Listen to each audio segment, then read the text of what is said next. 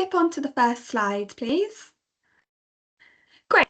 So I'm just going to give a quick overview of what we're planning to cover today. As I say, we only have an hour and a lot to get through, so we will try and make sure that we get through it all. So as I mentioned, on the 8th of September, you should all be aware that the department's published updates to the Children Missing Education statutory guidance for local authorities and schools. The primary aim of the update is to improve consistency and support for CME through providing additional clarity through the guidance. Today we'll be giving an overview of the guidance update. This will include what that means for you as local authorities, but also what that means for schools as well. So we'll be talking through those today. We'll talk through both local authority changes, expectations for schools, before then giving a bit of a case study example of some of the best practice that's highlighted in the guidance, as well as an overview of some of the additional resources that we've published alongside the guidance that are helpful for you in your roles to support children missing education. We will be making sure to save plenty of time for a question and answer session at the end. Thank you very much to those who submitted questions in advance. Can I just ask that you put your hands up to ask questions during that session, but if you do have any questions throughout the session, feel free to pop them in the chat bar, and we'll be collating those so that we can come back to them towards the end as well. Brilliant. Okay, so let's get started. If we skip on to the next slide, please. Thank you. So we thought it'd first be helpful to set out the process of revising and publishing the updated guidance and how we got to the point of the guidance now. I think one of my colleagues will be putting a link in the chat if it's not there already.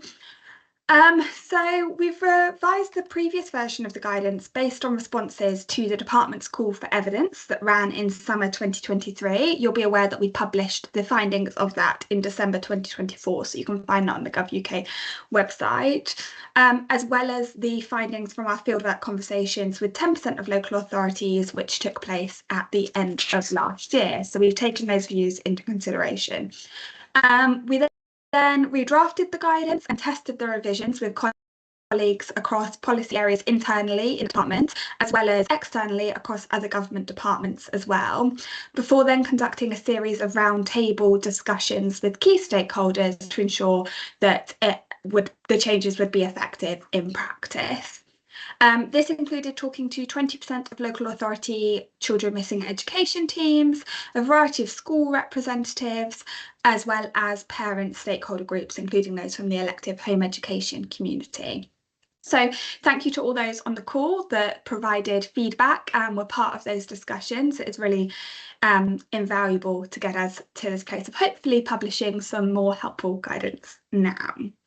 The revised guidance then received ministerial approval, and this is what enabled us to publish the updates at the start of the new academic year.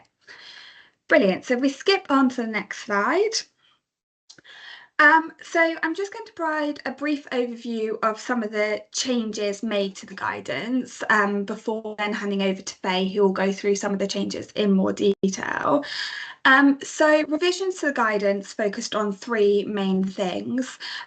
One was to make clear the definition of children missing education, which children this consists of, and which children might be most at risk of becoming children missing education.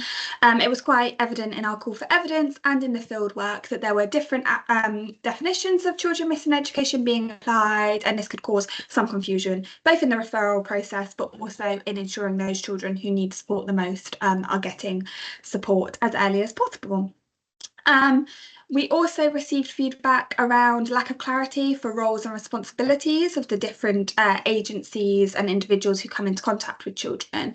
So the second aim of the guidance updates was to clarify the roles and responsibilities of schools and local authorities in identifying and supporting CME, as well as the crucial role of other agencies in supporting you as children missing education teams to fulfil your statutory duties. And then the third one was enhancing the amount of signposting to additional resources and best practice throughout the guidance, where we get sort of repeated requests for how to request certain information from other organisations or what best practice looks like for dealing with certain circumstances. So we wanted to bring out more in the guidance, and hopefully you can see that too. So to do this, you'll probably have already noticed, because I know you're all very familiar with the previous iteration of the guidance, that we've not just revised the text throughout, but we've also added 14 new sections to the guidance. These include a section on who are children missing education, general principles of fulfilling the statutory duties for those children, how it intersects with other legal duties that both local authorities and schools may have, information sharing processes locally and what best practice looks like for that, and then information sharing processes for accessing national data on these children. Children more likely to be at risk of harm, some guidance on children in temporary accommodation. We have also set out in full the school attendance order process where this is necessary. We've added a section on admissions, including both local authority and school responsibilities in that space for children missing education. Following the mandating of the CME data collection back in 2024, we've also added a section on how that data can be used by local authorities, and that feeds quite nicely into our new section on accountability for CME as well. And then we've also added additional sections around maintenance of school admissions registers, and then made clear in an annex the processes for using GAP and school to school to ascertain if children missing education have moved and been added to a school register elsewhere. So, as I say, that's a very high-level overview of some of the changes there. I'm now going to hand you over to Faye, who's going to take you through what those changes mean for you as local authorities. Thanks, Faye. Thank you so much. Thanks, and thanks, Shona, for changing the slide. So I'm now going to take you through some of the main updates for local authorities. So right up front, we wanted to set out work practices in its own section to make this really clear. You will have seen that the first point in the section links back to the definition of CME, which Maddie's just covered, but it was really important for all services in the area, including schools, to understand this. So we wanted to put that right up front. As we know, the inconsistent use of the definition was something that we'd heard was happening a lot. So I think that's much clearer for everybody. Joint reasonable inquiries is broken down into making reasonable inquiries and conducting inquiries.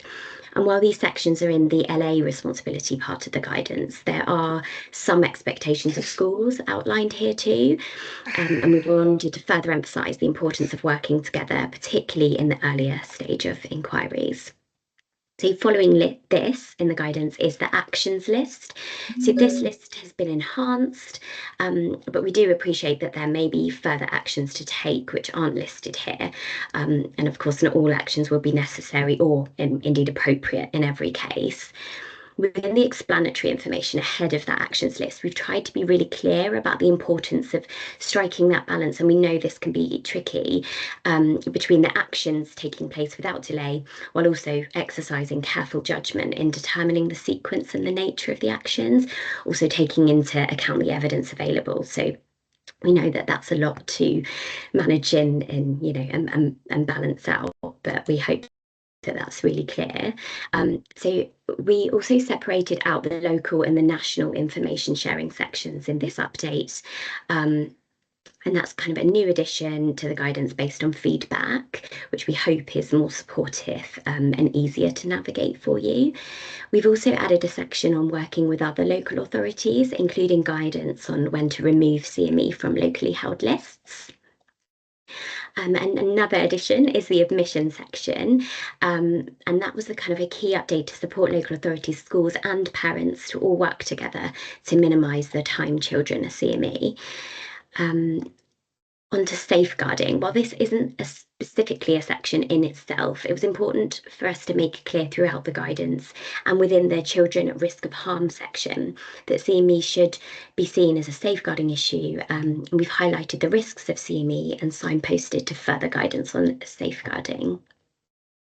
So linked to this, the Children in Temporary Accommodation section is also new, along with an enhanced section on school attendance orders, more commonly known as SAOs. We know that SAOs can be a time-consuming, sometimes complicated process for LAs to navigate, so we wanted to provide as much information within this section as possible. So there is existing, as some of you will probably know, there is existing guidance on SAOs within the elective home education guidance, which we've also signposted to. But in enhancing this section, we understood that setting out the process within this CME guidance would also be really helpful for local authorities. Okay, so now CME data collection is also mandatory. It was important for us to add in a section on this and accountability. So the accountability section specifically focuses on the importance of external and internal accountability oversight. We know CME is important. And we just wanted to make it clear that if you don't already, that LA senior leaders should have the same oversight over CME as they would over other local authority functions. And this should include providing support for CME teams, as well as monitoring data, practices, and service performance. Okay, so next slide, please, Shona. So on to what local authorities can expect from schools. I won't spend as long on this slide, but I wanted to take you through a very high-level overview of what you can expect from schools. It was really clear from the call for evidence and further stakeholder engagement that the guidance was just not as visible to schools as it should be. And this made sense, as it previously was published as guidance for local authorities specifically. The change in status was important to ensure that it was more visible to schools and made clear the responsibilities that both schools and local authorities have to work together. So it's important, and we really wanted to reiterate in this webinar, that there are no new expectations for schools. And that local authorities should not be expecting anything additional from schools based on this guidance or its move to being statutory guidance. It was our intention that this guidance should just clarify and consolidate the existing responsibilities of schools and local authorities in one document, and to facilitate better joint working for CME so that everyone understands what is expected of them. I know you already know this, but schools already have duties under existing safeguarding legislation, so this guidance will not impose new tasks. We just hope that it acknowledges the complexity of CME cases and allows schools the flexibility in their responses as well. Okay, so we've covered admissions in the previous slide, but the new admissions section does also emphasise the importance of providing timely and appropriate support to integrate children. We know this isn't always easy though. And that it's important to recognise the challenges that schools can face with their existing cohorts of children, and obviously varying levels of need and resource within different schools. But again, we hope that this section emphasises the importance of collaboration to minimise time out of education for CME. The making reasonable inquiries sections as well. I think I've covered this before, but the LA section on making reasonable inquiries is now linked to the schools responsibilities section, which we hope is then clearer for schools to navigate, and just hopefully it will mean that they won't miss that section. Okay, next slide, and I'll hand back to Maddie. Perfect, thank you, Faye. So one of the most crucial points that's highlighted throughout the guidance, and as mentioned by Faye there too, is that children missing education should be everyone's responsibility.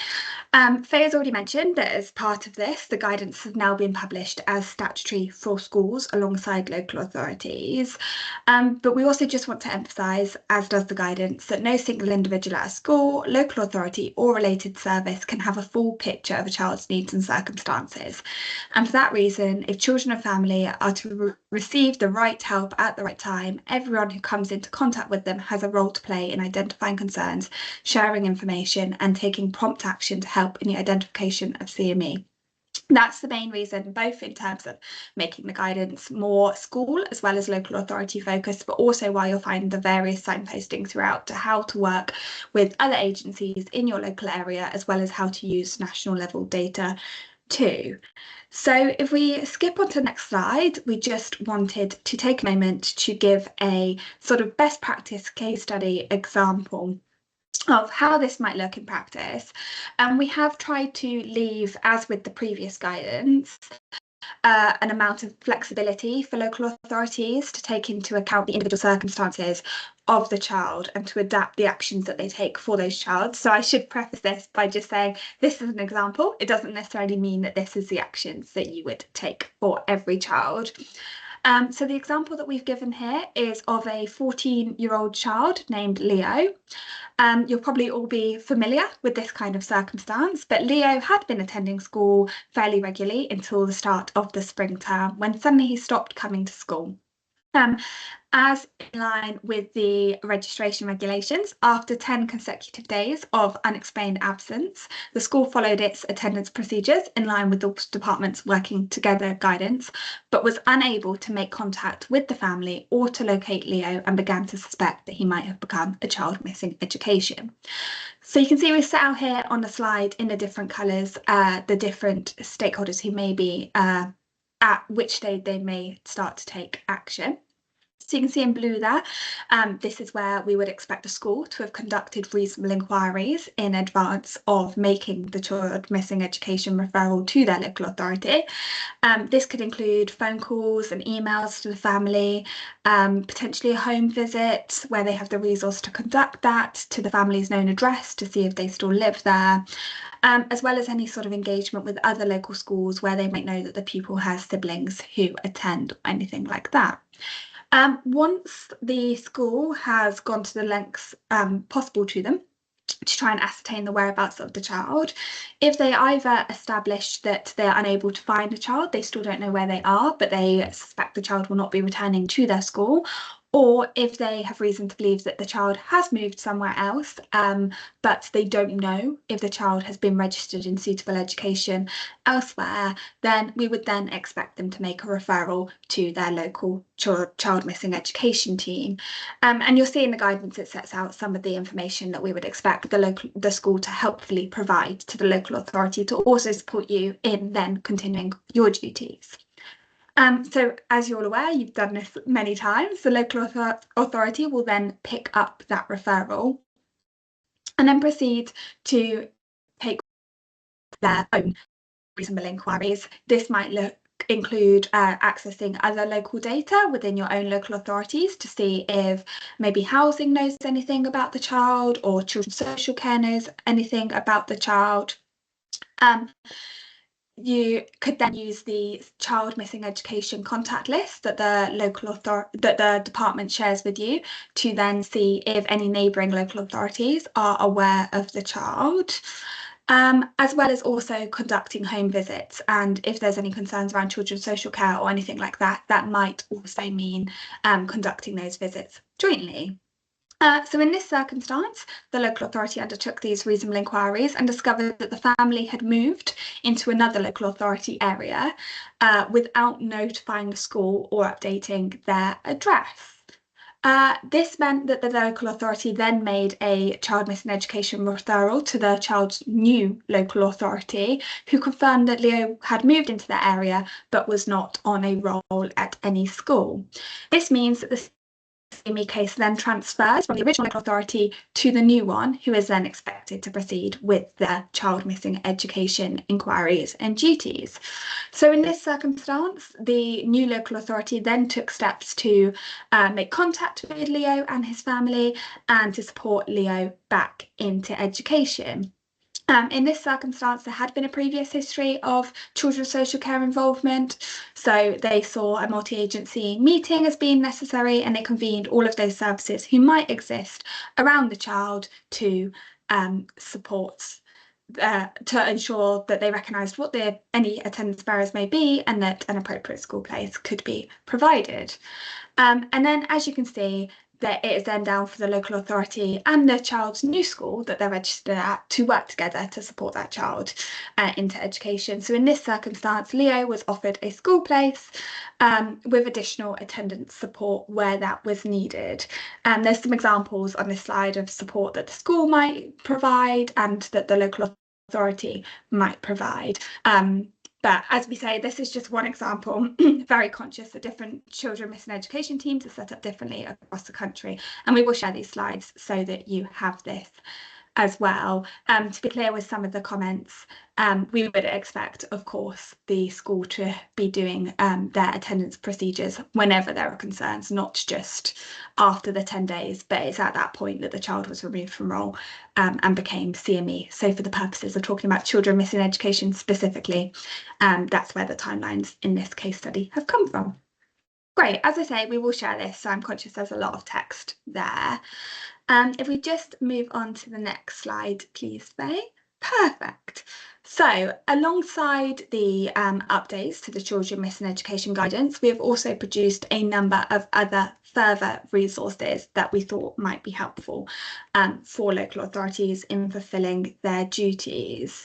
So this includes including a section on cohorts of children who may be at greater risk of this includes adding children with special educational needs and disabilities whose needs are not being adequately supported, children who are excluded from school and may then have challenges in finding and being offered a school place elsewhere. Children attending unregistered independent schools, children who cease to attend school completely, and as well as home educated children who are not receiving suitable full-time education at home. This was a direct ask from both our call for evidence and the fieldwork conversations, where local authorities asked for more guidance on locating and supporting additional groups of vulnerable children. We have also included a section in the annex that looks at using get information about a pupil and school to school to ascertain if a child missing education is on a school admissions register elsewhere. We're very aware, both from the call for evidence and from the fieldwork, that the use of these systems varies across the country, and we received a lot of feedback basically saying that they're not always helpful because not everybody's using them, so that make it hard. So we try to make clear how using them can potentially be one avenue that is helpful to local authorities to ascertain the whereabouts of children missing education. This is supplementary to the other actions that can be taken. We're very aware that these systems alone don't always enable you to identify the location of all children. And then potentially our biggest ask of all throughout all of the sessions that we ran from all the stakeholders we engaged with was that, similar to the working together to improve school attendance guidance, you said it would be helpful for us to publish a summary table of roles and responsibilities for children missing education. So you'll find when you use the link that Faye has shared in the chat, if you go to the children missing education guidance there's also a separate document, which is a summary table of responsibilities. And that's there as a resource that you can use in your conversations with schools to make clear where reasonable inquiries might sit in the school's responsibilities, but also where they may sit with local authorities, as well as then looking at the role of schools and local authorities in the admissions processes for children missing education and for supporting those children who may have higher barriers to school attendance to then engage and get the support they need when they are back on the school roll as well.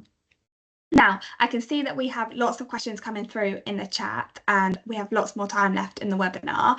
So I'm going to pass back to Faye and we can take a good chunk of time now to go through any questions and answers around the new guidance. Thank you. I wanted to just check if anybody wanted to come in and ask a question first. Avarita, would you like to come in? Good morning, ladies, and thank you for the webinar so far. It's always good to have these updates. I just wanted to run a child by with you. They actually left our setting in February, March time, so we've advised we've advised local authorities, we advised Send Start because it was a Send Start pupil, and at the time we were told by Send Start to keep them on our roll because a new school hadn't been located for them. We're in Wolverhampton. The new school that they were going to was going to be Derby. To cut a very long journey short, The child has been off out of school for over 100 days. We've continually safeguarding procedures, EWO, Sense Start to try and get some action as to what we can do with this child who's still currently on our roll. We don't have contact with the parents. The parents are somewhere in Derby. The education welfare officer was due to be going out and dotting all the I's and T's that we could offer all this pupil. I'm just wondering, is there anything else that we can be doing, please?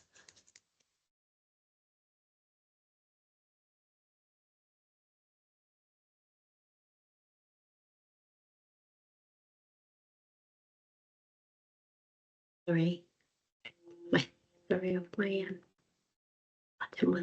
hold on one sec, Rita.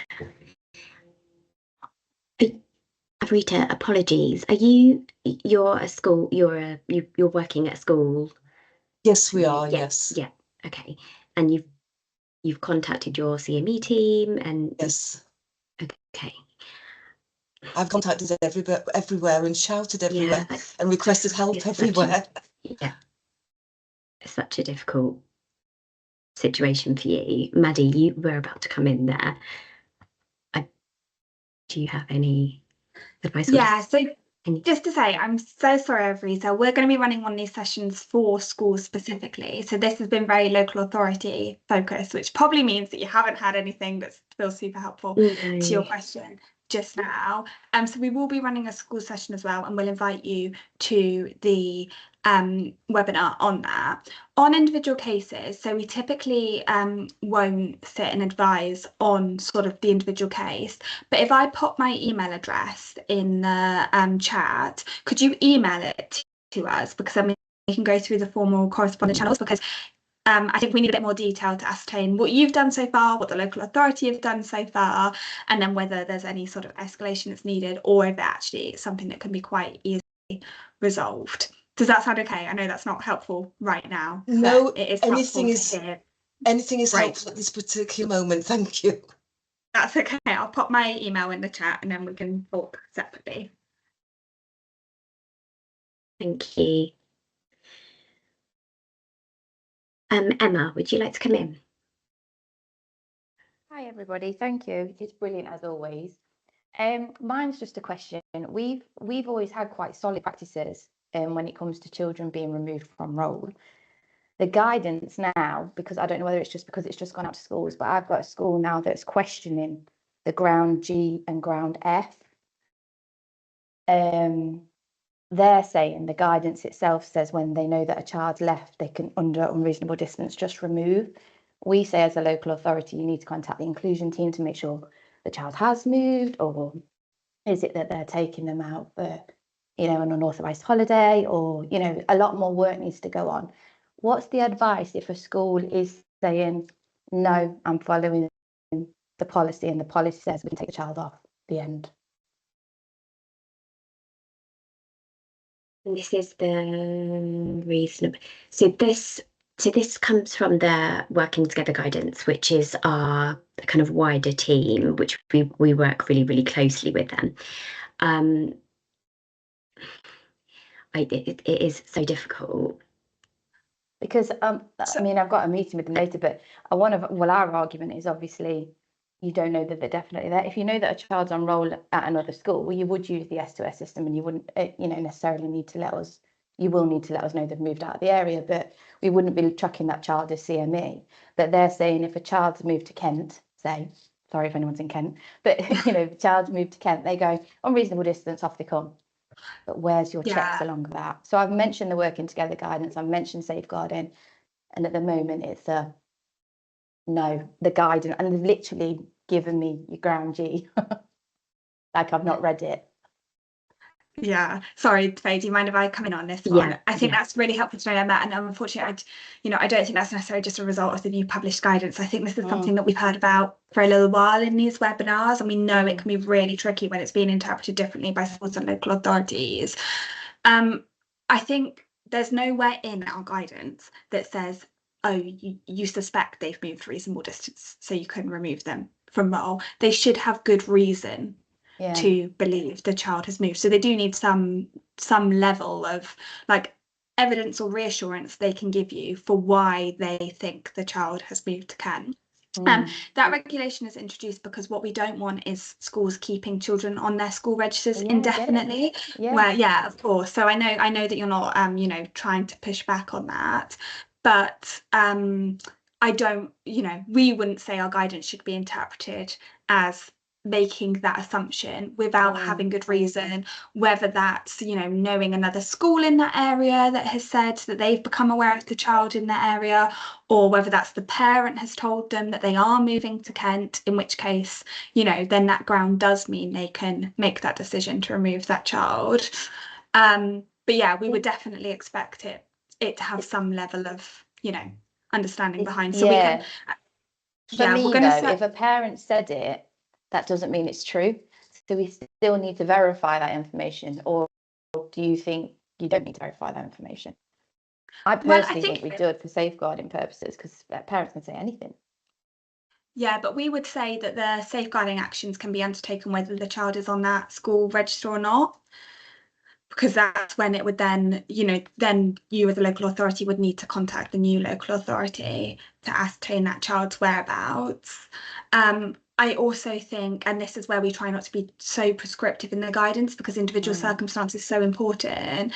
And I think we can probably all feel of circumstances where, like, schools have different relationships with different parents. They may have reasons to, you know, take that word more than others. We do set out in our responsibilities that parents, if they're going to relocate, they have a responsibility to tell the school that they're going to relocate and where they're going to. So we also have to be cautious not to undermine that parent's action in doing that as well. I get that. It's striking that balance, though, isn't it? Because I've had parents that have said that they've left the area and actually they haven't left the area. So for us, we always implement best practices. Okay, go and verify and go and do the home visit, make sure they've left, and that kind of stuff. But if they're just taking the guidance as the guidance, then we have got a lot of children who are potentially going to come off road and actually not move and not leave Derby, or just go on holiday and then come back. So it's tricky to find that balance then. Yeah, it is tricky, and we really do recognise how difficult that can be. And it's why we've partly made the guidance statutory for schools, so that some of that, I guess what you're referring to, is they're part of the reasonable inquiries, right? And how far they go. And we will expect them to have engaged with the parents. I think it comes down to individual circumstance, whether that means a home visit is necessary or not before ascertaining that. And that is why we circulate the Children Missing Education contact list, to hopefully make it a bit easier for you to reach out to Kent and to become aware very early if Kent is saying, we know nothing about this child, they've not come into our area. Okay, thank you. We will pop this in a Q&A document as well, so hopefully you have lines you can go back to schools with in those circumstances too. Thanks, Maddie. Sona. Hi, it's Anna here from Camden. Hi. Hello, thank you for this. It's really helpful. I just wanted to, just kind of share what we do in Camden with regards to unreasonable distance. If a school was to let me know that a child's moved to another local authority, we would ask the school to fill out one of our CME notification forms with the new address. And if they don't have the new address, they would have to do their reasonable checks with our attendance team until we would classify that as a non-school attender, follow the non-attendance procedure until the new address is obtained, and then we would do a notification to the new LA. The school, because they provided an address, I would double check the address does exist, let the incoming borough know, tell the school the child can be removed from roll under unreasonable distance. I will then on my register keep that case open until the new LA confirms receipt, and if the child is not found in that particular LA, they would refer to me and I would pick it up as CME in Camden based on the last known address. So that's what we do here.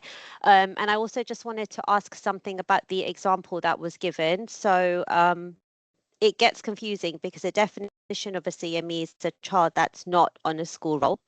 So if the child hasn't attended school, it would be for the school and our attendance team to do all the reasonable checks until one of the grounds has been met where the child can be removed from roll, which in this case would have been, I guess, the 20 days.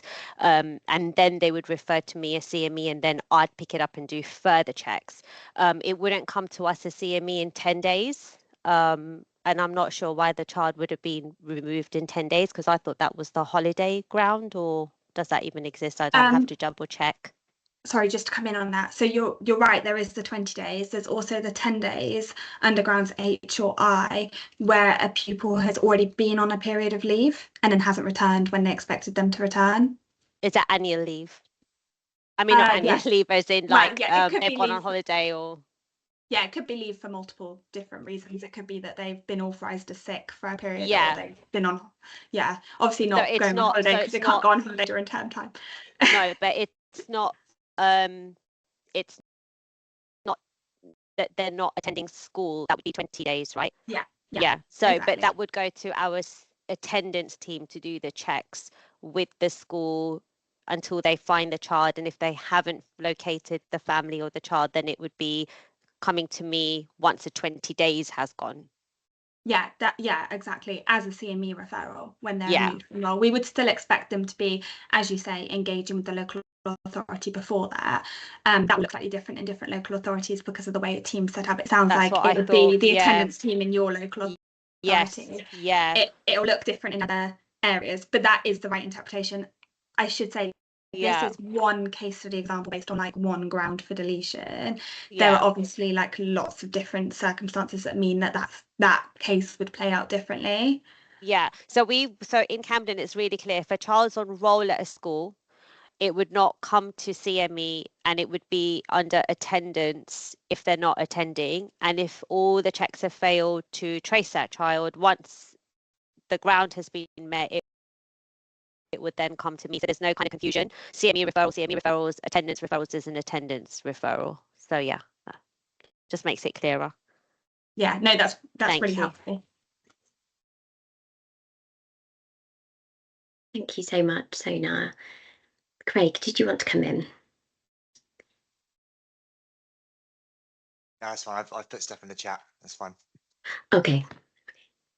Thank you. Put my hand down. Okay, thanks. Nabila.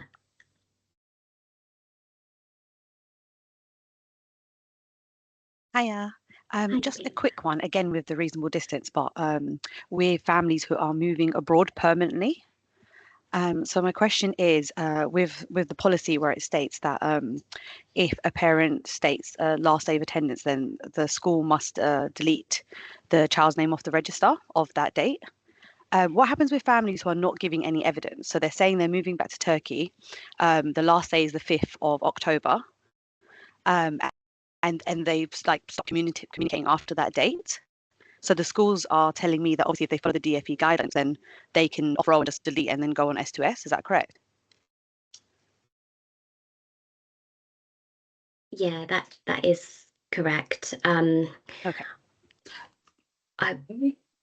I would follow I think if you're suspecting that they've moved abroad, but you haven't got any evidence that they've moved, and Maddie, come in if this isn't quite right, but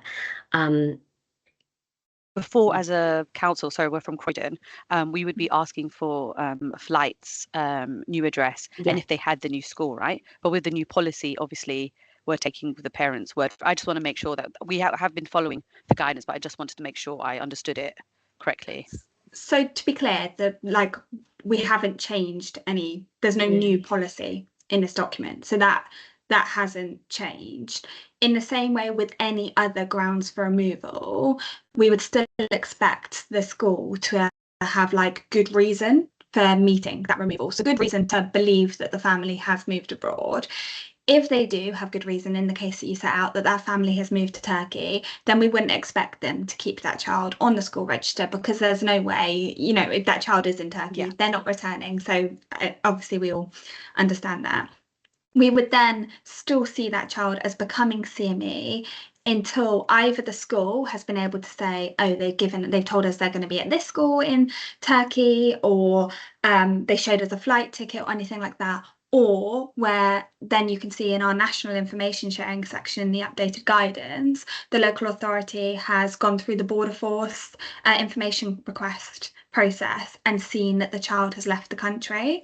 So So the school should be deleting and then making a CME referral, and we would be holding it. Yes, while you try to confirm that the child is a child. Because it doesn't necessarily education. state that in the policy. Obviously, it says reasonable checks. And then I know, obviously, if there was safeguarding, then they would perhaps do a MASH referral. But if it's just a family they have no concerns about. If they have no concerns. So they have no only if concerns. they It's like a suspect regular they're family. CME. There's been no concerns. Family, the only problem is that they've not given any evidence to support that they are leaving, but they have, they've stated they've done the, the form they can do in schools to say that they are leaving, but there is no evidence. So the schools have not been making any referrals to us for families like that. Is that correct or not? Well, yes, so it's a judgment call. So if they have good reason to believe that the child has left the country, they have no reason to suspect there's any safeguarding concerns, that that child isn't child missing education, that child hasn't stayed in the country, then yes, if there's any of those concerns whatsoever, then that child is suspected of CME until there's evidence that they have left the country. Does that make sense? Yeah, no, that's exactly what we're doing. But Brilliant. I just wanted to double check just in case I was missing any CMEs. But that's fine. Thank you. Yeah. Great question though. Thank you so much, Nabila. Amy, did you want to come in? Hi everyone. Yeah, there's been a few mentions of this in the chat as well, so you've probably seen it pop up. But my query was about how local authorities are referring to one another. So in this new guidance, there's quite a lot for local authorities working together and sharing that information where relevant. We do that as standard, but that's not always on referral forms. Now, kind of in time with the new guidance being issued, we've had lots and lots of emails about local authorities bringing in kind of standardised referral forms. As you can imagine, they're all individual to each local authority. Some require different levels of information and detail, and that becomes really tricky for us to manage as a local authority with a really high mobile demographic. So I just wondered whether there was any advice from the department about how we manage that, or what kind of expectations you would be kind of considering for local authorities to consider. I understand that there's a level of basic information that we need to share for each other to be able to respond appropriately, but the different forms and the different level of information becomes so time consuming for us, it almost becomes too difficult to manage. Thank you. Yeah, I have seen this in the chat, and we are aware of this as well. I think it's really tricky because in terms of our guidance and our policy, we've set out that obviously local authorities have robust procedures in place to enable them to meet their duties. And while we've kind of made the suggestion that CME teams should obviously have a published contact email to receive referrals, we haven't set out every local authority is going to have a way that works for them. And yeah, at this stage we haven't said that local authorities can't choose to publish a referral form. I think as long as local authorities are communicating that and making it really clear and not refusing referrals coming through via email, that's that's kind of down to each local authority to make that decision. But I do appreciate the kind of time consuming element, and that it is difficult for everyone, and seeing the amount of questions about this in the chat, I think makes that really, really clear. Maddie, did you have anything else to say about that? No, I think that's true. Fair. I think it's important to emphasise that we haven't stipulated that local authorities have to have referral forms. And as Faye said, if you become aware as a local authority that there is potentially a child missing education in your area, regardless of whether that's on your referral form or you've received an email, your statutory duty still stands. So we would encourage local authorities not to be declining cases based on how they've been completed or whether they've come in the way that's hoped. I can understand that if you are a local authority with a referral form, it potentially makes it feel like it's easier because you'll get all the information that you need coming in.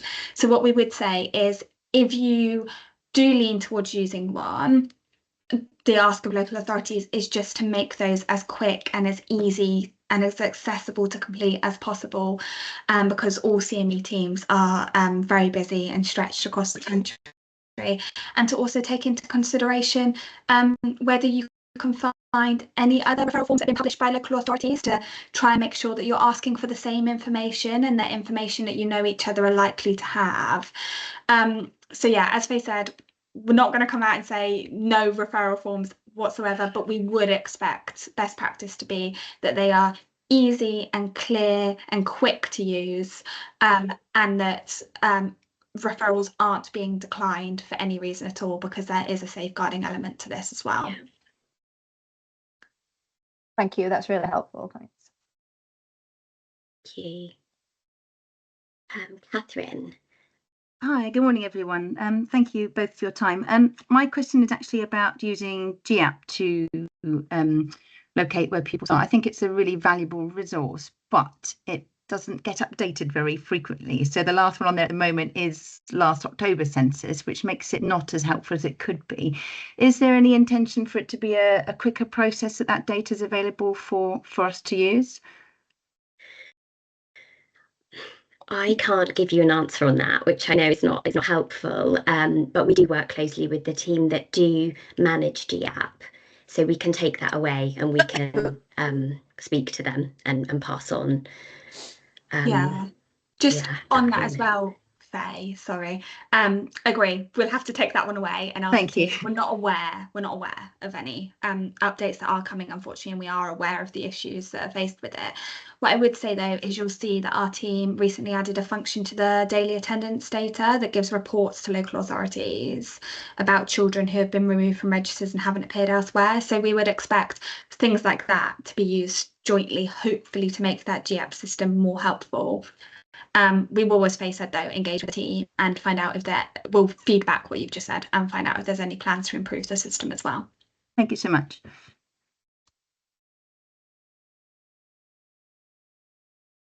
Thank you, Rosie.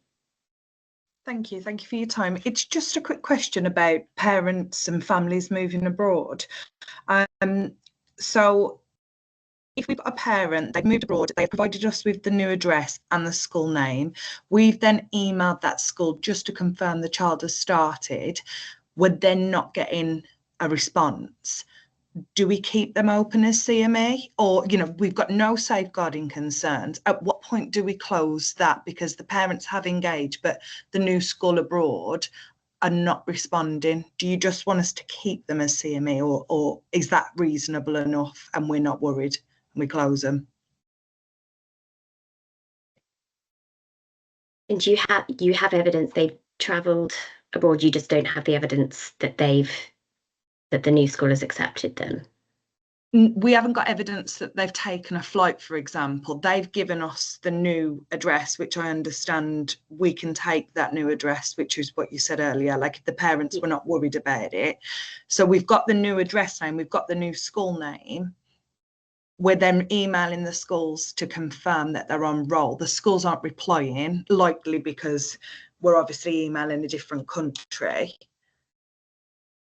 At what point do we just keep them on a CME because we haven't had that definite confirmation, or do we remove them because we're not worried, we just haven't got a response? So you don't need confirmation from the school. We actually tried to include this in the guidance updates because we're conscious that if a child is abroad, it's really hard for you to like you're quite fortunate in that you have a school name to even reach out to, but obviously there's circumstances sometimes where you wouldn't even know the school. So you don't need confirmation from the school that they've moved abroad. You just need enough evidence and reassurance that they have moved abroad. So another way around that would be to use the border force information sharing request instead of going to the school, confirm they've moved to that country, and then that child is no longer under UK jurisdiction anyway, so you don't have responsibility for the education of that child anymore because they're not in this country. So you can remove them from your CME list. Obviously, we would encourage you to be in touch with like the like Foreign Office over there if you have safeguarding concerns for that child. Then it would potentially go to the Children's Social Care team and there would need a conversation there. But if you don't have those concerns, all you need is confidence that that child is no longer in the country and you can remove them from your CME list. Lovely, thank you. Thank you. I can see 3 more hands up. I'm conscious of time, but let's let's see how far we get. And I can also see that there's been lots of questions in the chat. I know some have been answered by other local authorities, which is really, really handy and helpful. Thank you. But some may not have been. But please just be reassured that we will pick all of those up and we will put everything into a Q&A, which we'll send to everybody following the webinar. Lorraine, would you like to come in? Thank you and morning everybody. Just a question again about somebody potentially leaving the country. So if we've done all the checks, border full checks, etc., and it's found that they haven't left the country, but we still can't find them, how long do we continue doing the checks for? And how long do they stay on our CME list? If we, we've done council tax, health, border force, and we just can't locate them. Do you want me to come in on this, Faye? So we don't prescribe, this is going to be very unhelpful for you, I'm very sorry, but we don't prescribe a time in terms of how long you should continue, because again, that will vary for different circumstances. However, we do recognise there's a limit to the amount of reasonable inquiries you can do before you come to a point where you can't locate that child, you've gone down every avenue. So what we would encourage you to do is, and I'm sure many of you are doing this anyway, when you're conducting your reasonable inquiries, keep a really clear trail of the actions you have carried out and what the outcome has been. And if you are able to fully document and keep a paper trail that you have, carried out your reasonable inquiries, the legislation is clear that it's as far as reasonably possible. So at that point, it's down to the local authority to make a judgment call about whether or not they going to continue to keep the child missing education on their active CME list. But as I say, I understand it can feel as though it carries a lot of risk in this space. So yeah, that's just where we'd really encourage you to keep a trail of your activity. And yeah, as long as you've done everything that you can to locate that child, then there's nothing more you can do. Yeah, it's tricky because, if they remain on the local authority list, as a local authority, you still hold a level of safeguarding responsibility for that child. But in the same breath, you feel almost like obligated to hold on to them because you don't want to lose them either, but you can't find them. So it's a difficult position. Yeah. Yeah, it is. As we say, that's why we think it's really important to document the activities that you take. And of course, to bring children's social care services in as well, where you think there's additional concerns. Yeah, okay, thank you very much. Thank you, Sona. I think I read on the updated guidance that if a child is untraceable after all your checks, that they could come off your active CME list but must stay on another list, and checks must be continued until the child is found or until they reach compulsory school age, non-compulsory school age, sorry, which is what we do in Camden anyway, but that's what I read recently. That's exactly it. It's keeping a record of the child. Yeah. Yes, we do have that. Thank you. Yeah, and when a child moves to another country, I think, as you guys said, we don't ask for the school details unless the school has it. They can let us know on the off-roll form, but the schools know the children best. So I guess if there's any safeguarding concerns or EHCPs or anything like that, we always ask for that particular team to agree with the off-roll. And if there are any doubts on location, then the local authority should refer that over to MASH. So that's usually what we say, because I think education is not compulsory in all countries as well. So yeah, we just kind of go with that. Thank you, Sona. Thanks for sharing that. Deborah. Hi, good morning, everyone. Yeah, in Birmingham, we kind of similar. We do keep the children until they're no longer statutory school age. I suppose having a separate list would be good as well to share. But my question really was, just to clarify really with the schools, because we tend to ask for more or less 3 pieces of information, and that's sort of like travel documents, forwarding address, and the school, even though we don't focus too heavily on the school. And now that you've sort of informed in today's session that you don't really need to go for the school, that's fine. But with the schools then, if they haven't got that hard piece of evidence, is that for the local authority to try and glean that, and the schools can then remove? Because at the moment we sort of say they would need to have that hard piece of evidence, really, of a forwarding address and the fact that the child has left the country. I'm more or less talking about children go abroad. Yeah, so it's basically what's reasonable within the school's gift. So if they have asked for flight information, they've either got that and been able to confirm, or they haven't got that, but the family is still saying that the child has moved abroad, then at that point they'd make the CME referral, and it'd be for the local authority to do the border force check. So it wouldn't be for the school to engage with border force. That would be the local authority's responsibility. Oh no, I know that. But it's reasonable to have expected the school to do what's within their remit beforehand. It's just earlier. It's more in the terms of, we tend to ask them to wait till we've completed our reasonable inquiries.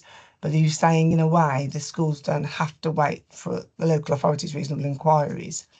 Because sometimes, you can get waylaid and it can take a good while before you get back to the school.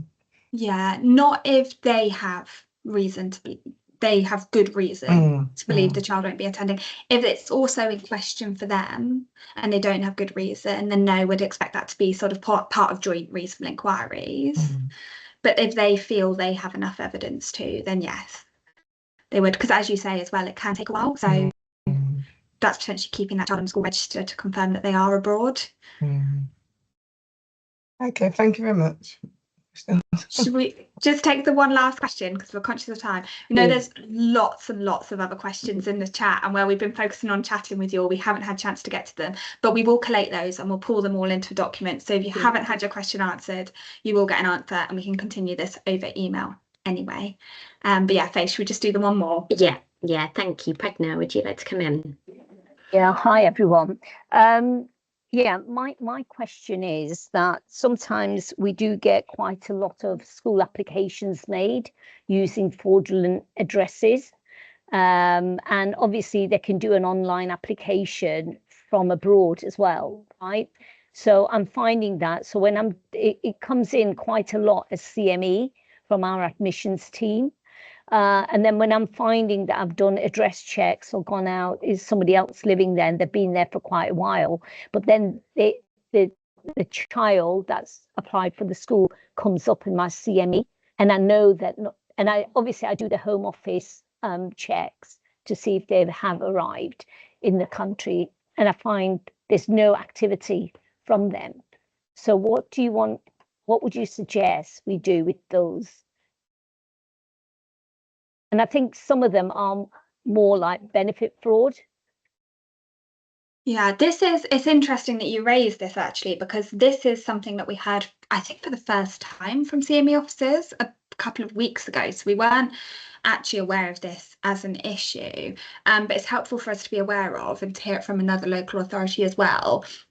I think on that's something that we'll need to take away to engage with the admissions policy team on, because it's something that's obviously like sort of filtering through those grounds as well, and we recognise that it can be time consuming. I think the challenge of, if you then don't undertake CME inquiries, is that potentially you miss some children where actually it's not fraudulent activity and those children do exist. Where it is and you undertake that activity and you find out that it is, then of course we'd encourage you to work with your local authority benefits team to make them aware of the circumstances. But as I say, that's one, let us take it away, talk to the admissions team about it, because it'll be interesting to know if they've heard more about that as well. I think they will be aware of some of the like fraudulent addresses in terms of like school catchment areas and things like that we're all aware does happen to some level. But I think on the benefits fraud side of things, that's something that we're hearing about more now than we were before. Yeah, I think I don't know if anything can be done with online applications, whether they can upload like, council tax or something like that as proof. But we've had where they've got tenancy agreement and we know it's fraud because there's no signature or it's just a scribble on the tenancy agreement and there's no address or anything. Yeah. So we know things like that, but it does become CME and it's just time consuming with things like that. So I just wondered whether there was a possibility of doing something with the admissions side of it and seeing, with these online applications. Yeah, well, we'll take that away and we'll make them aware that it's been raised in this session. And then if you're happy to, we might be in contact with you to bring you in on a call with the admissions policy team, just so they can fully understand what's happening. Because I think if there is something, more checks that can be done on that side, it would sit in on the admissions side before getting to CME. So it'd be with that policy team. Yeah, no problem. But yeah, thank you. definitely helpful for us to be aware of. So thank you for raising that. Okay. Great. Thank you. Okay, Joni, do you want to go on to the last slide? Very conscious that we have run over time. So yeah, final slide. Thank you so much for joining today. I think you've all probably read the guidance, so you this next step probably isn't relevant to most of you, but if you haven't read the guidance, that would be obviously the first thing to do. If you haven't already shared it with the wider local authority, it'd be really, really helpful if you could do that, or any other close partners that you work with regularly. You might want to update local policies, procedures, or websites if necessary. I think specifically if your website used to link the old PDF guidance, that probably will not work anymore. So you might want to update any links. And if you haven't already, we would really appreciate you sharing the guidance with the schools in your area and the webinar link for the schools webinar, specifically taking place on the 8th of October. But yeah, as we have said, the recording will be shared, the Q&A will be collated and sent to you, and that will include if you did submit a question before the webinar. So if you use the MS form to submit the question, that will also be answered on the Q&A, and we will share the slides as well with you. Yeah.